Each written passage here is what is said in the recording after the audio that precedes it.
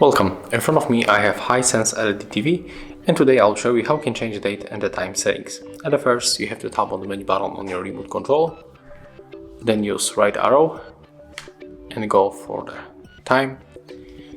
Right now when you are in the clock settings you have to use bottom to go for the clock, then click OK, and as you can see at first we can change the date, right?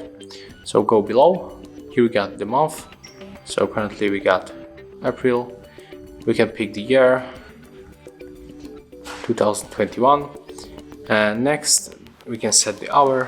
Of course you are changing it with the right and the left arrow.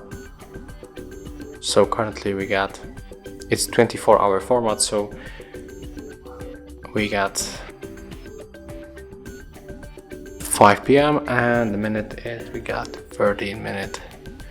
So if you want to save this settings, you have to simply tap on the menu button on your remote control, and as you can see everything is saved. But here we got the date, so today is 21st of the April, and then when you go back, as you can see everything is saved, and there we got the currently date. So if you find this video helpful, remember to leave a like, comment and subscribe to our channel.